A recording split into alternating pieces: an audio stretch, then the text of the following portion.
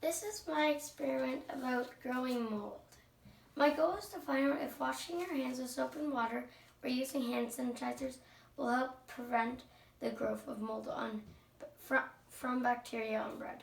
Also, to discover if there is bacteria or mold on some commonly touched surfaces.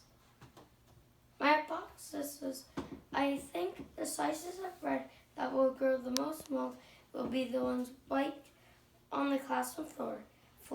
I think the untouched one will have the least amount of mold. The one where we use soap and water will also have less mold on it. The hand sanitizer bread slice will be clear because hand sanitizer gets rid of everything, even good germs. I think the one that was wiped on the toilet seat will be moldy green. The classroom floor handle gets cleaned once a week, in my opinion. So I think the bread will be less moldy than the floor or toilet seat, but still moldy. My procedure. On February 28th, I collected my samples by wearing rubber gloves and using a clean pair of tongs to touch the bread on different surfaces. My mom helped me put the slices inside plastic sandwich bags, Ziploc bags, sandwich size, without touching them. And we taped the Ziploc bags shut. Then I put the prepared Ziploc bags back on a black piece of poster board in our house to wait. I looked at them daily to see if I could see any mold on them.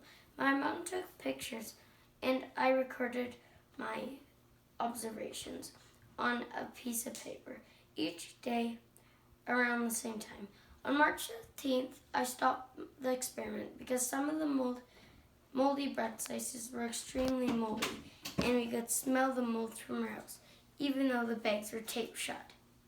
The surfaces touched with the bread were nothing untouched. Hand sanitizers, hand washed with soap and water, classroom doorknob at the end of the school day, classroom floor at the end of the school day, on the toilet seat at home, cat fur, unwashed hands, materials, Ziploc sandwich size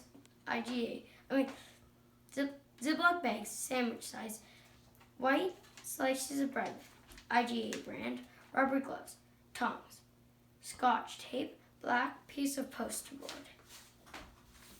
This is the chart saying like the most mold to the least, most mold, least mold. These are the two together. And this is a chart showing the coverage on the bread with mold.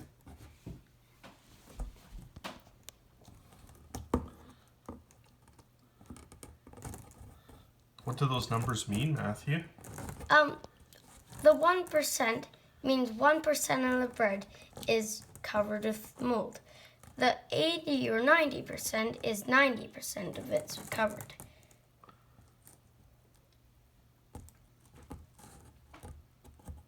This is a chart doing like least to most. Like the red is cat fur, so it was like that.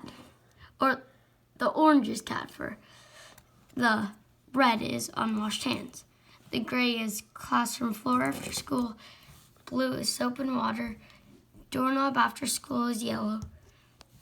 Hands washed with soap and water are blue.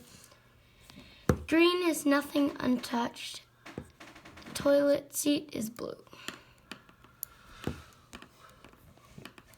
Wow. Hey, what else do you have to tell us?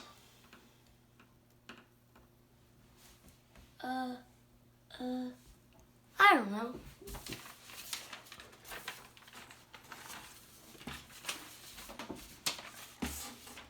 Other interesting facts about mold.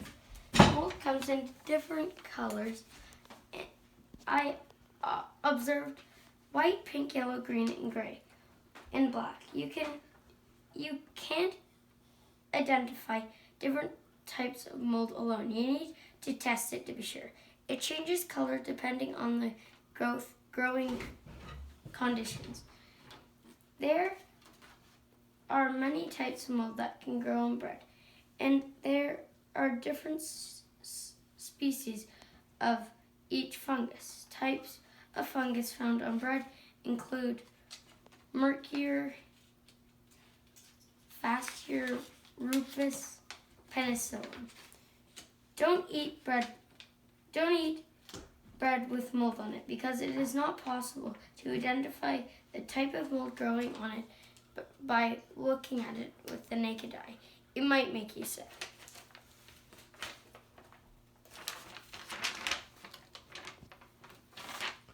Is there a conclusion? Conclusion. Overall, the slices of bread from most to least mold at the end of the experiment is as following. Classroom floor after school. Unwashed hands. Classroom doorknob after school. Hands washed with soap and water. Cat fur tied with toilet seat at home. Hand sanitizer, nothing untouched.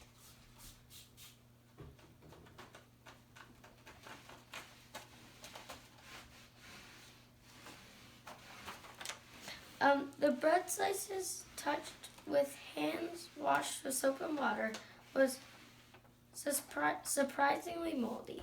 I think it was because the hands were not dried properly, added moisture, or the hands were dried on a towel with bacteria on it, or the hands were not washed properly in the first place. The toilet seat and my cat's fur actually had less mold, had less bacteria on it than the classroom floor after school, which is interesting. In this experiment, it shows that hand sanitizer works to get rid of bacteria that can cause mold on bread. My conclusion is that hand sanitizer is an efficient way to reduce bacteria.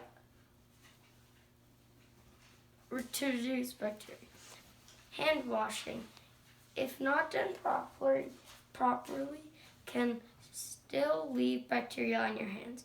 The classroom floor is very dirty, and using the 5-second rule is not recommended.